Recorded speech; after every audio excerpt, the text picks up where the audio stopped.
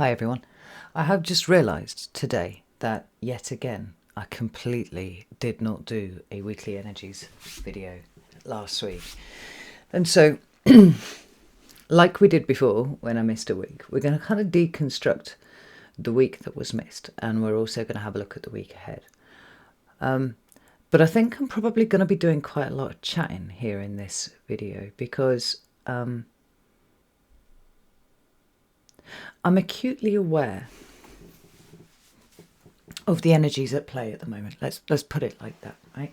And I've been musing a lot on what it is to have Neptune sitting exactly where it is, which is literally within a couple of minutes of, at this point, of leaving Pisces and going into the sign of Aries. It feels to me, it has felt to me, that I've been probably subject to that more than anything else. But then while I was sitting here and kind of musing on it, and I've been sat here for 40 minutes, and then I'm like, why am I not just actually thinking aloud at people about this? And to that end, I'm very interested to hear what feedback you have in terms of the way that you're experiencing the energies right now. I mean, it's a lot, but it's a lot in a way that I'm unaccustomed to. Right? So when things traditionally, historically have been a lot for me, we're talking about things hitting absolute fucking crisis point, right? We're talking homelessness, or we're talking, life-changing injuries. We're talking about, problems that my children are having. They're autistic and they struggle to do all sorts of things, right? And that's something that's been present for their entire life, or has been dealing with an abusive, narcissistic ex. There's at every single point there's been this sense of some sort of monumental crisis which has required a Herculean effort from me beyond what I thought I was capable of to resolve it. And that's not how I'm experiencing the energies right now, right? I'm not being presented with a Herculean crisis. And we could say, well, maybe, Carrie, that's because you're not entirely fucking present at the moment, and you would be fucking right to make that observation. I can tell you right now. I only really noticed it about myself today. I'm like, well, I'm fucking Neptuning around, and I'm not here. I'm kind of here, but I'm kind of not here too. And maybe it's because I've chosen to be a little bit more selective about what I choose to take into myself than I have done in the past, right? Where I've needed to be right on the edge of knowing all the things that are going on in the world at any given time, because I need to prepare, because that's what makes me feel safe. And I'm not doing that.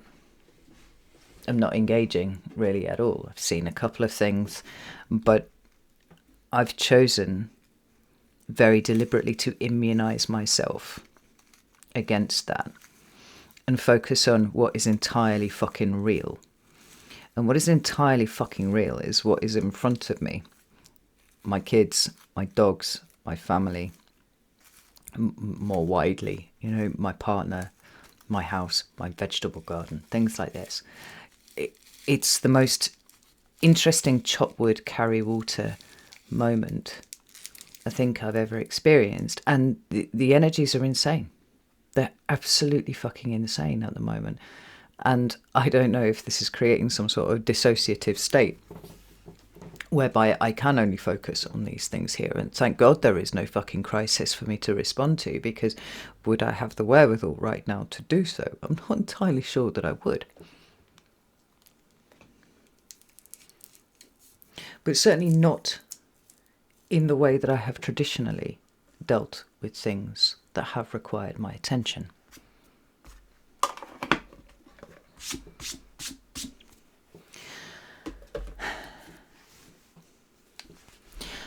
And then additionally, as I've been sat here,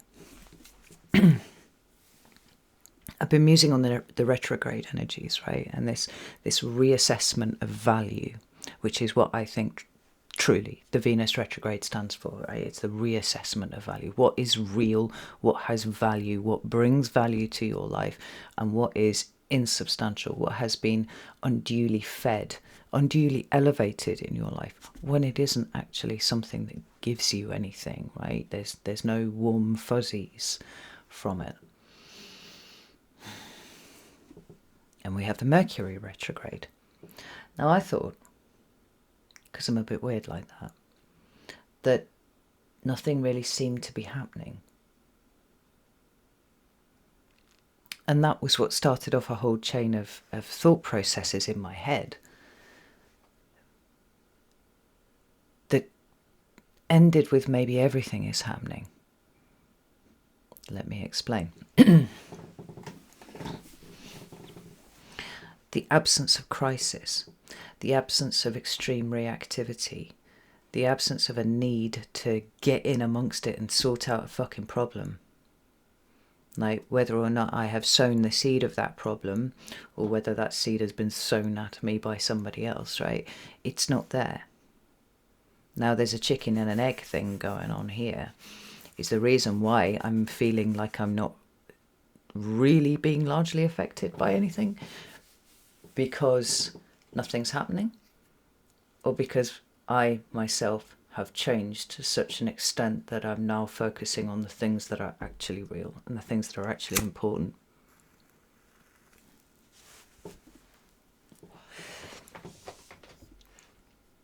God's honest truth, I'm not entirely sure, but I'm leaning more towards the latter today than I have done at any other point. So,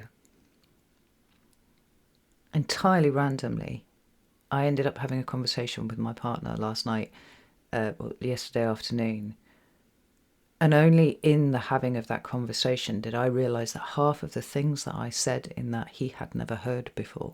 Now, there's a very specific context for this. A very, very dear friend of mine, her son had an accident about 3 months ago, where he fell 40 feet onto his head. Barely survived, but he did. But he has a brain injury now, quite significant brain injury. And I was talking to this friend yesterday, and she told me about how angry he was. And my partner said, "Why is he angry? Where's that anger coming from?" And I went, "Are you for fucking real?" And he went, "What? Like, say more, I don't understand." And so I started unpacking for him my experience after my brain injury. Started with the surface things. The inability to read anything, the inability to be able to finish a sentence, the inability to be able to remember that I was cooking food. And it went deeper and deeper and deeper until we got to the very point of identity.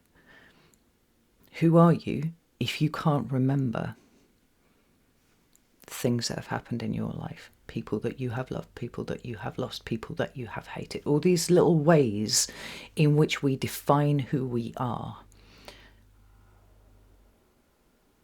almost reflexively without even thinking about it, because we are products of our experiences, right? If you can't put your hand on those anymore and say this and this and this and this, and follow that linear progression to who you are right now, if you are actually just spinning out there in the world and you don't know who you are, the future seems to be lost. It seems to have been taken from you. And the uncertainty of what the future could hold, now that you feel you have been in some way compromised in your ability to be able to deal with that, it's terrifying.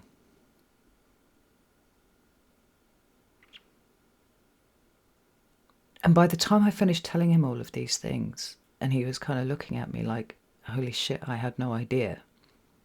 Because he knew me when all of this stuff went on. We weren't together, but he knew me.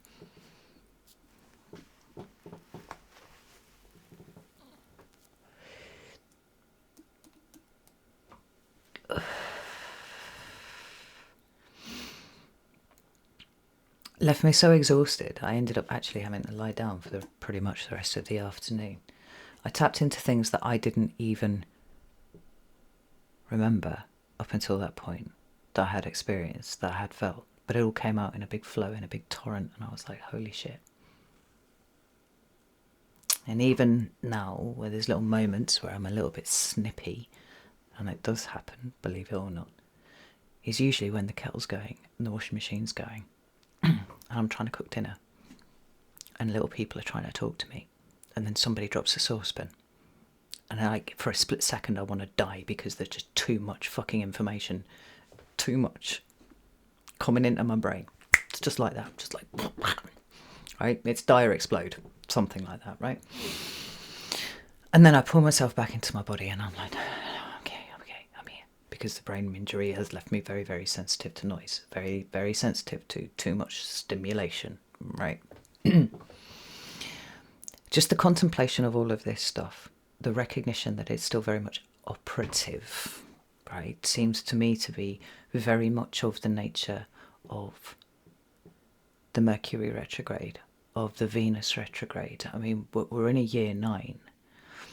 That period of my life started the year before my brain injury, where my marriage broke down and I separated and I started doing things for myself and going through actually what was an incredibly fucking difficult time, to the extent that even within that time frame, although I was desperately relieved to have got away from that marriage, I did find myself thinking on a couple of occasions, if I'd known how hard this was going to be, would I have done this?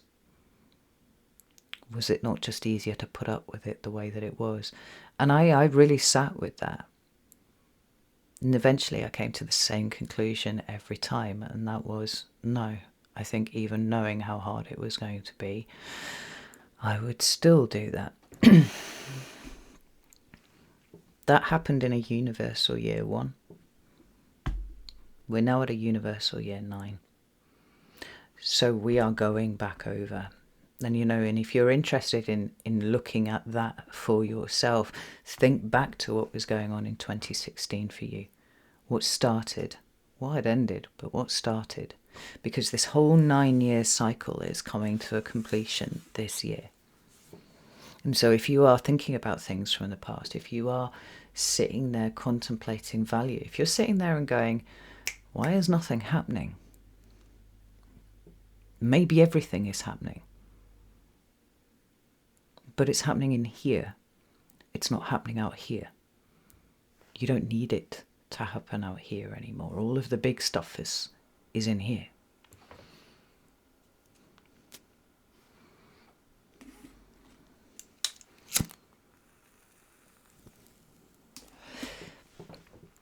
And this all, obviously, is quite aside from the fact that we find ourselves right now within the dragon tunnel, right? We've gone in at the arse, we're going to come out at the head.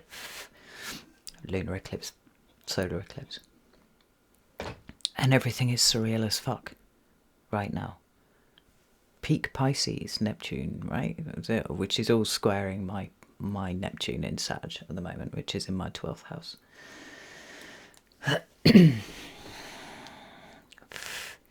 I had a dream last night. I don't remember my dreams very often, but I remembered the pertinent details of this one. And in that dream, I lost the edges of myself. And I said this to my partner this morning, and he was like, what do you mean, like leprosy? And I was like, I don't think so. It felt more energetic than that. It felt a little bit like my spirit was kind of popping out of my meat suit, in so much as my meat suit couldn't really contain my spirit anymore.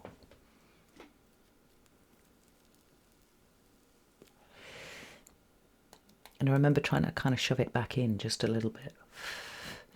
It wasn't having it. I wasn't doing it. But I wasn't frightened by it. It seemed logical, in a very surreal, very Neptunian way, that this would be a thing that is happening. I think all of this to say, because I am trying to get it to a point, and I'm going to pull some cards in a second, I promise. It's the willingness to be uncertain.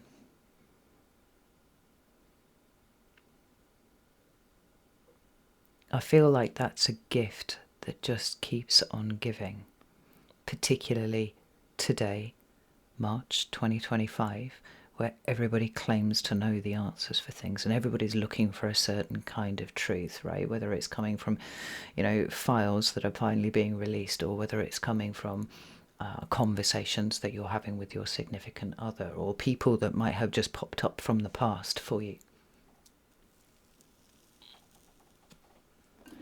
The willingness to be uncertain about what your future holds is an openness to being taken in a direction that you currently, with your current level of consciousness, can't perceive. We've talked about this at points, on and off for years. And it's one of the few things that I feel like I can state with certainty right now, is that a willingness to be uncertain is what is opening doors rather than closing doors. Flip this camera around here a second.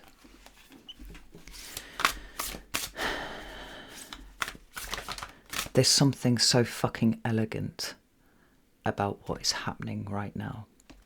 And I don't know if it's because I am a spectacularly chaotic human being that I can perceive this, or a chaotic soul, whatever you like, or whether this is happening on a universal scale. Like I said, I would be very, very interested to hear your feedback on it. Everything is happening, but it's happening at a different level.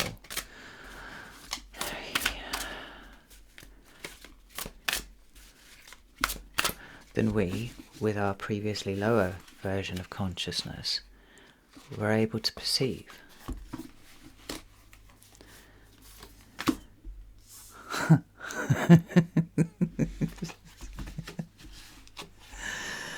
So when we're talking about unpacking what is going on right now, we've got the Judgment card.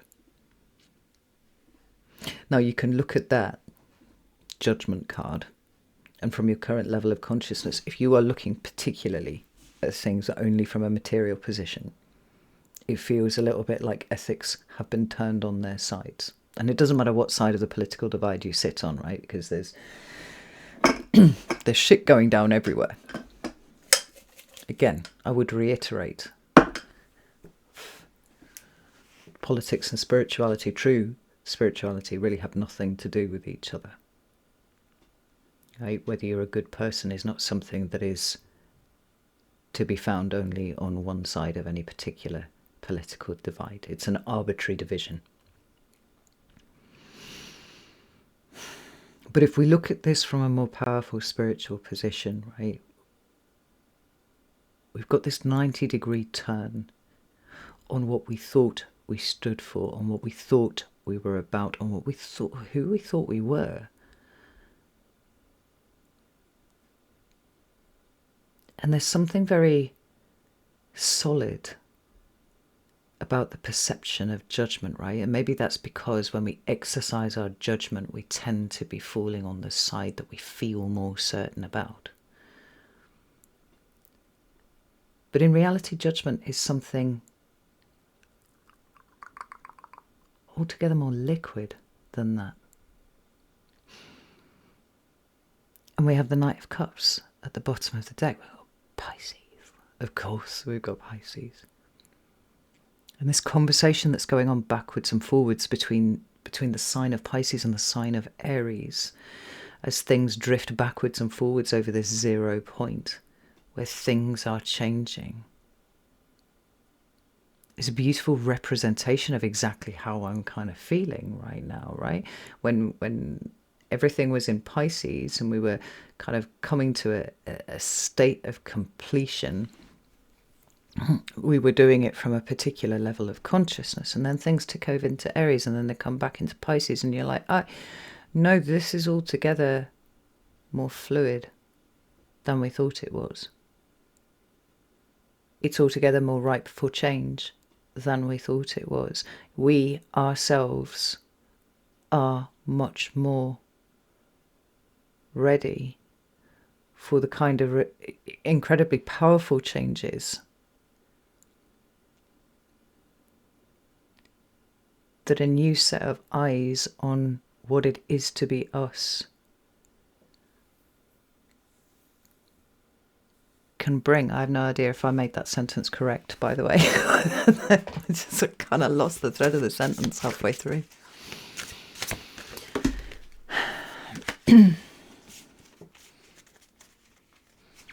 Like this whole Knight of Cups card right here, it's referencing psychedelic drugs. LSD is a tool for revolutionary social and political change. Well, if you've read any books on the hippie movement in the 60s, you might see LSD as a weapon to prevent a certain kind of change, right? If you don't know what I'm talking about, there's a couple of really good books that I could recommend on that. In so much as it seems like the whole hippie movement was not something entirely spontaneous and loving that we think it is, but rather a derailing.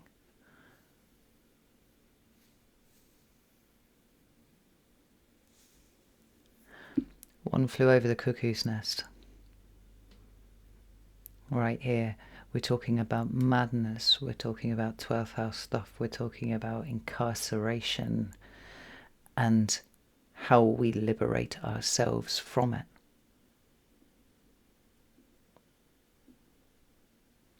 I talked about LSD before. I think it was probably on one of these weekly videos. I said LSD doesn't make you see things that are not there, not unless you've taken a fucking legendary dose, right? And I actually know someone who tried to commit suicide by acid. That's the most stupid thing I ever heard, even at the age of 16. Took 40 tabs. Was never quite the same afterwards. Definitely survived though. What acid does is it takes something that already exists and it makes the edges wavy.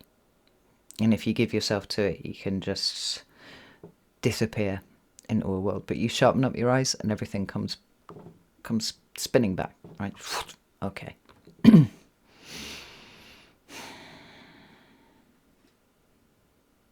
there's something so surreal about seeing things that are solid begin to dance and wave and curl and spiral around. And is that not a really good explanation to what is happening right now, how it feels things are happening right now? It's not that we're seeing things that aren't there, it's that the very edges of things, the borders, the limits of things are now nowhere near as solid as we thought they were. They can be something else. And I take that as an indication that we can be something else, and we are in the process of becoming very fucking wavy. 5, 4, 3, 2, and 1. Fucking what? Smoke. We are all as fucking smoke. Yes, there are things that are going up in flames, but quite frankly, there are things that need to be fucking burned. But this is not about the fire. Fire's down here in the bottom of the card. It's about the smoke. It's about the drifty, wavy, curly edges. It's about the insubstantiality of what we thought was solid. It's about the uncertainty.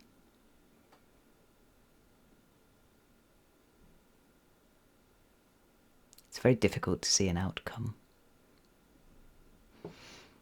before it's happened.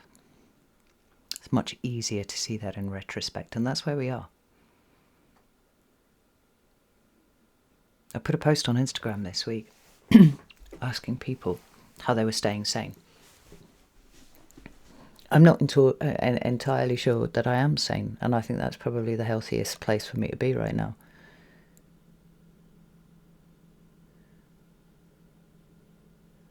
Certainly looking around at a few other people and being like, I'm not sure you're a good measure for sanity.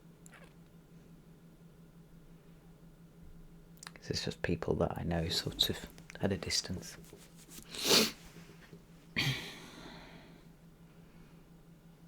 Whatever smoke is rising in your life, whatever is feeling uncertain, whatever's feeling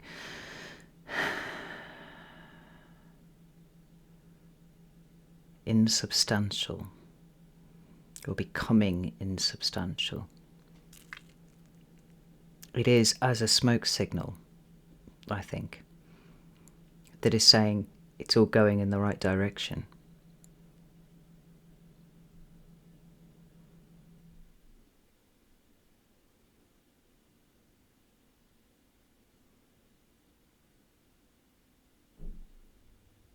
The more I limit my awareness of what is going on in the world,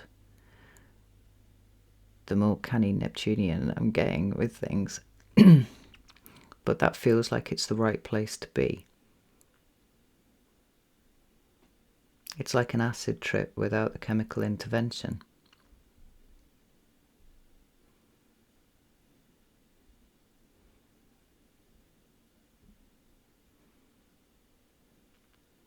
So chopping wood and carrying water and all of these things that we've talked about for years really do feel like they're the only things that really matter properly. And that anything else that might be going up in flames, whether, in our own personal lives or outside of that, are burning because it's time for them to do so. We're not focusing on what the flames are destroying. We're focusing on what the smoke is indicating is possible if we remain open to the possibility that uncertainty is the most fucking powerful position to adopt.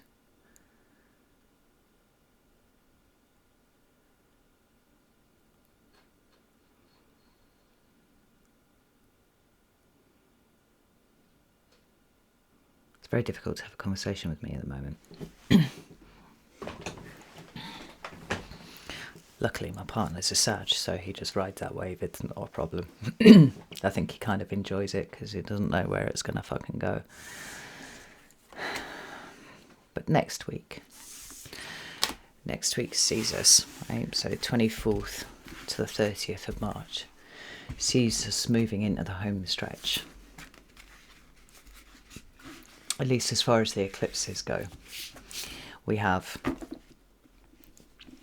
solar eclipse in Aries happening on the 29th of March, and then the day after Neptune moves into Aries. Now I have absolutely no idea what that's going to look like, but I'm particularly interested as somebody who's having some mega kind of 12th house shit going on right now, right? Whether it's in dreams and the things that I'm dreaming of. Somebody who apparently, by relocational astrology, is actually a Pisces ascendant now, not a Capricorn one. Don't know if I hold with that, but, whatever. Or who is absolutely living on her Neptune line right now, which I am.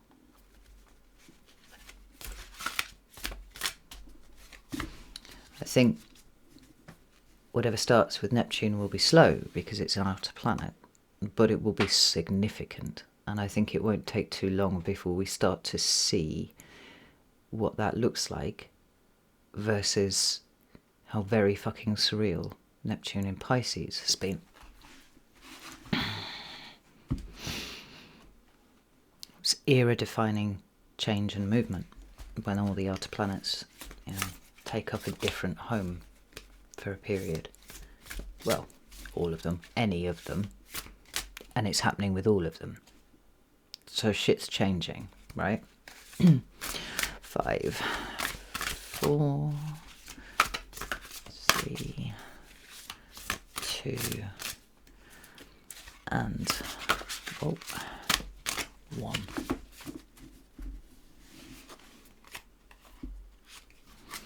So the card for this week is the Knight of Cups. What the fuck?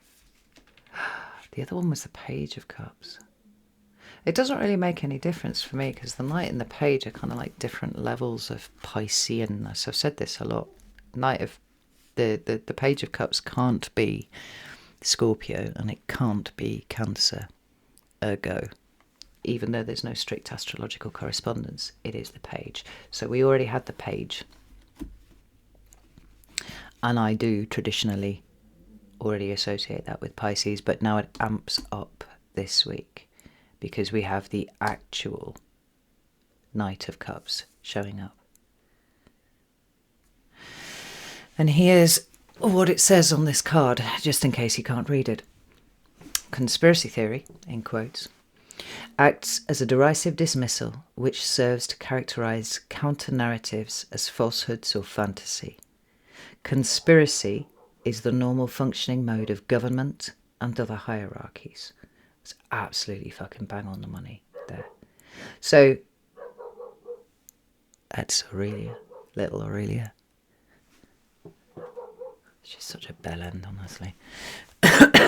Completely fearless, though. Bless her, love her.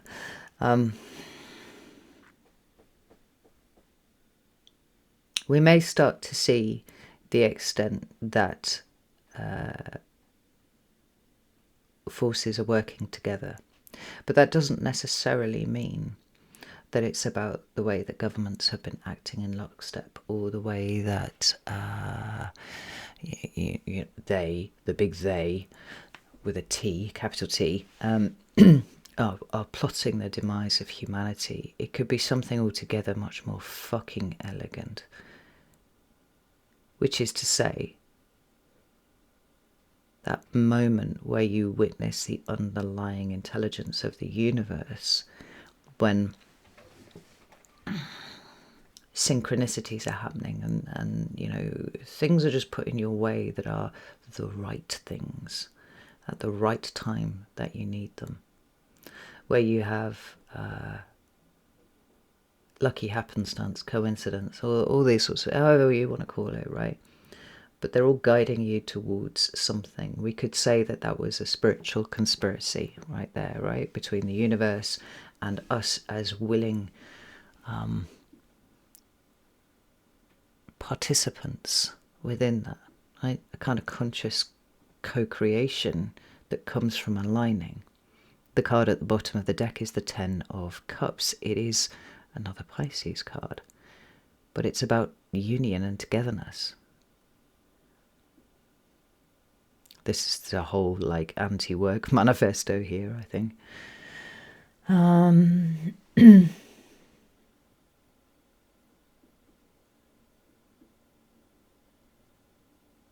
The abolition of work. Most work serves the unproductive purpose of commerce or social control.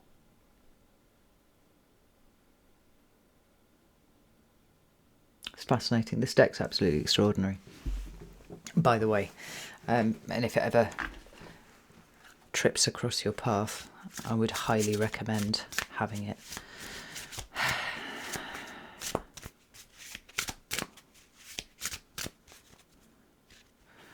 I love this.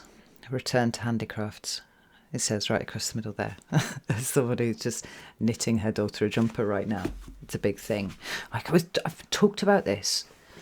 I can't remember if it's in the monthly readings or whether I've talked about it in the weekly readings, right? But if you're really struggling, if you are struggling to disconnect yourself, do something with your hands. You know, the kind of thing that we talk about in terms of like honest work always involves your hands. And it's very, very calming to the nervous system to use your hands for things. So whether you're knitting or crocheting or making stuff or colouring things in or doing some sort of artistic endeavour, or you're going out into the garden and you're actually just getting your hands in the dirt, planting things, whatever it is, stroking a fucking animal. Same thing, right? Soothes the nervous system. And everything that I was talking about at the beginning in terms of recognising what is fucking real.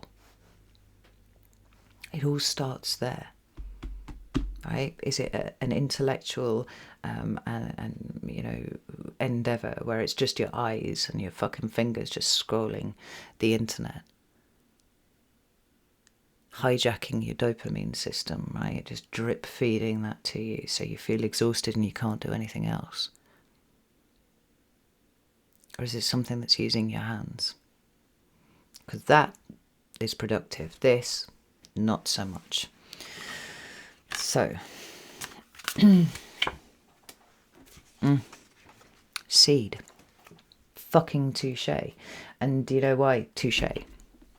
Because a solar eclipse is exactly that. It's a seed. Whenever planets conjunct, what you have are seeds being created there, because what's happening is these conjunction of planets are resetting a cycle that happens between them. Right? I'm pretty sure there's been a reset of the synodic cycle between the Sun and Neptune has happened in the last week or something. I think it's that. Right? So there's a whole cycle that they're going to perform now that is different to the last one. And this happens every single time a planet comes into contact with another one. When we think about the clusterfuck of planets that are moving through Pisces and into Aries and back into Pisces again, like each one of these resetting these different cycles that they have between each other. I often talk about tarot being cycles within cycles, and you can actually apply that to a lot of things, numerology and whatnot as well.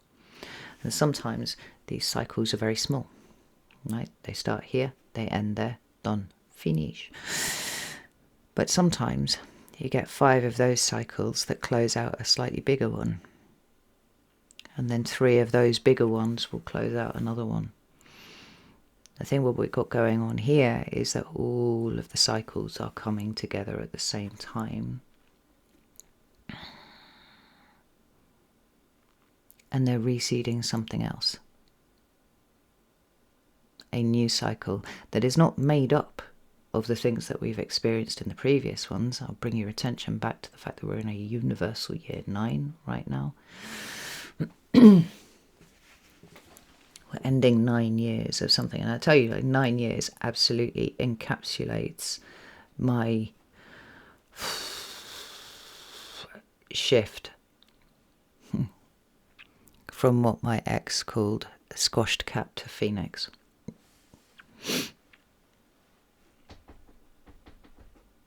He was actually talking about me at that point, right? And whether or not you feel like you went from squashed cat to phoenix, what you don't want to do, what you don't need to do, is seed more of the same crap that you've experienced in this last 9 years, right? Everything's been training. Everything has been teaching you what you needed to know, making you strong enough to be able to go your own way. Making you strong enough to do exactly what is happening here. Because the card is called Seed, and we've got that, it's a magpie thing with a seed in its mouth. But look at all those glowing moths, butterflies, whatever you are. That's symbols of transformation that are fluttering around that magpie. Huh. Interesting. Synchronicity. Never mind. You don't have to take what is difficult about the old cycle into the new one. Because just like the Judgment card showed in the last set of cards that I pulled, like, the key to everything is consent. It just hit me a couple of years ago, like, so fucking hard, that I actually thought about making a video about it. Because whether you consent to be a product of your environment, or you consent not you, or you don't consent to be that, whether you consent to be, a product of all the trauma that you've ever experienced and an unapologetic demander of a special safe place on account of that, or whether you consent to being guided through a healing process that will make all of that a little less important in terms of the future that you can envisage for yourself. People talk about free will.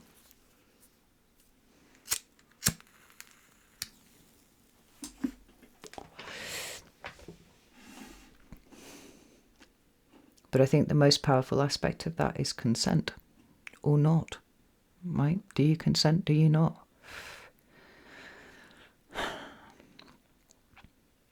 There are times in my life where things have happened, like I said, crises, and the tower has hit.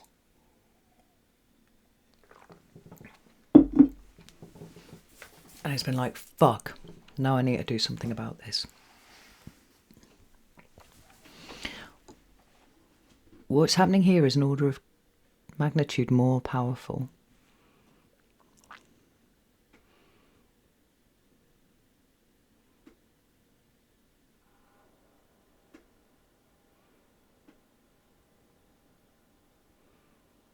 Because it seems to be coming from an internal place. The tower's not needed when we voluntarily undertake the work. The tower shows up when we've been avoiding something, or when we've been putting too much effort into making ourselves our own personal Tower of fucking Babel or something.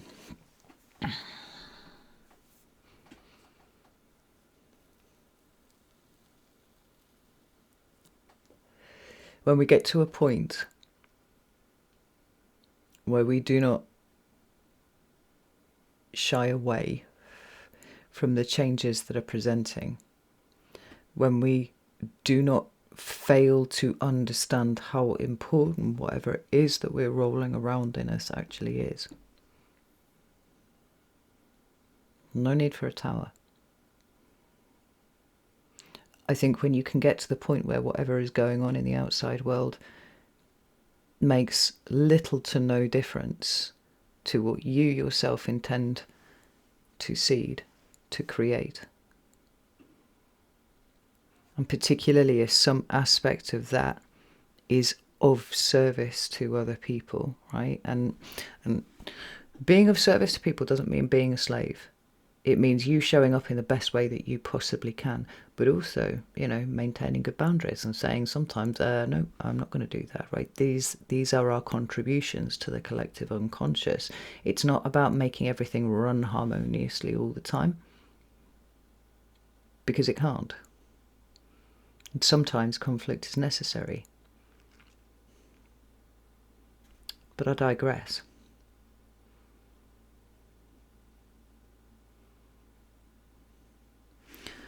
This fox is watching what the magpie is doing. The magpie is aware, but the magpie is going to do what he's going to do regardless.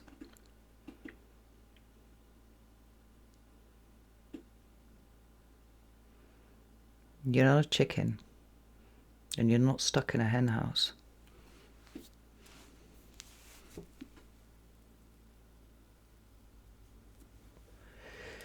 You're a magpie.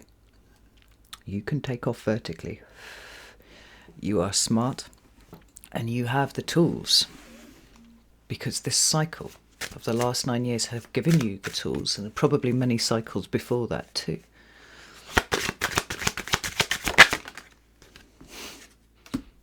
Touché.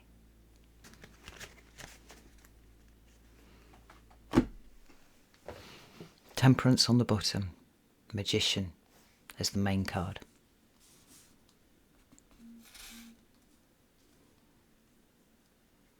This is not reactive. This is what is important. This is where my focus is going, and this is what I'm going to create. Because I have healed enough to be able to recognize that. Because I can sit in my emotions and not be swayed, manipulated, distracted.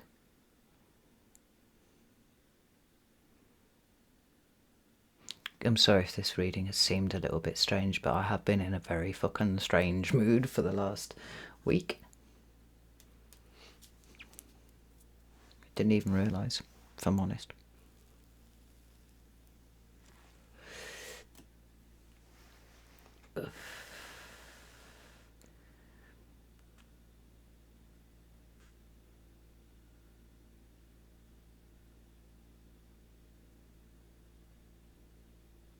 It may be that things at the moment are still very unclear.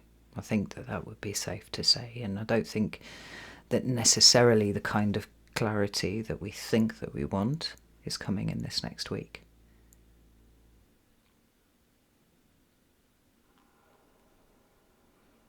But what we're being asked to do is focus on that which is important, that which we want to seed, and give that all of our attention, regardless of what anybody else might think about it.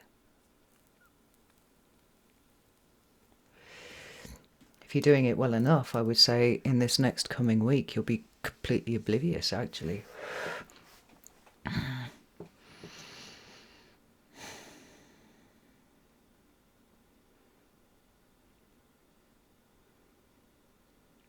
There's something very, very harmonious about the selective focus. If you can achieve it next week, and achieve it by any means necessary, like whatever it takes for you to do that, just do that. Because that eclipse is going to be very fucking powerful. But it may be powerful in a way that has you looking around going, well, there's nothing happening.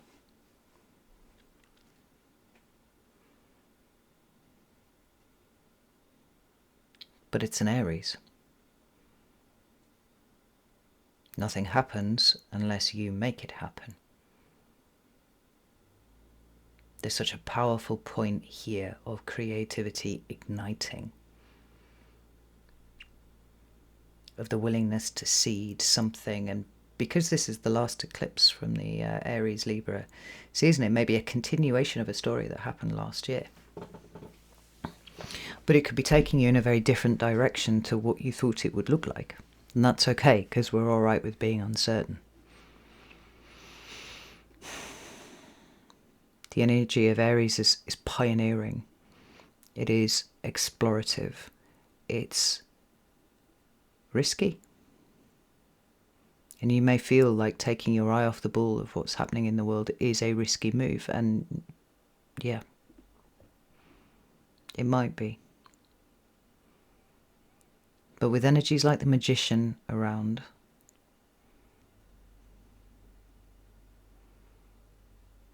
in a chaotic melting point of potential, which is where I feel we are right now,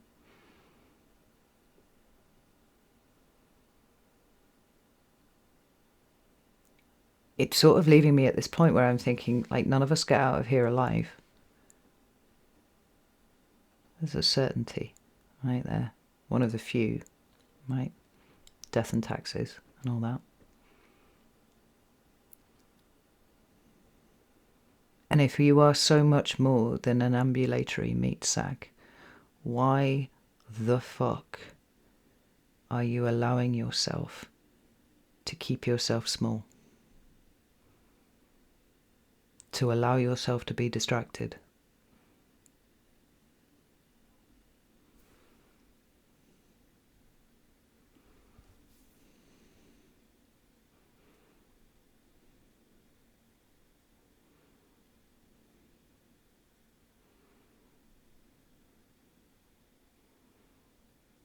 There's so much going on.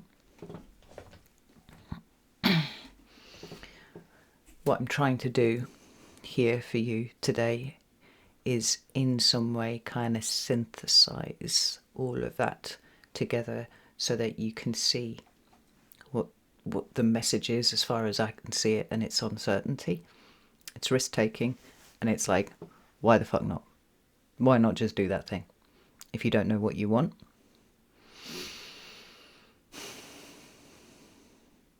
it's okay to be uncertain about that too. But I really feel like this week, a lot of it is about allowing yourself to become indistinct at the edges, pushing the energy out to see where it takes you. Some magic shit right there. So I'm going to go now. I'm going to go and take my Neptunian self away and do something. I don't even know what I'm going to do, but no doubt I'll work it out once I'm doing it. Can't be using my hands though, not a shadow of a doubt. So, apologies for missing last week, but like, I went in some deep 7 space. And I feel like I'm getting closer to the answers that matter rather than the answers that don't. I would love to hear how it's going with you and whether you agree with me. Because I'm open to all things at this point, you know. So I'm going to get, fuck me, I've been prattling on for 50 minutes, right? Away with me, away with my bad self. I'm going to catch the last couple of hours of sunlight before the sun goes down. Tommy's rumbling. So, know that I love you all very, very much. I'll see you next week.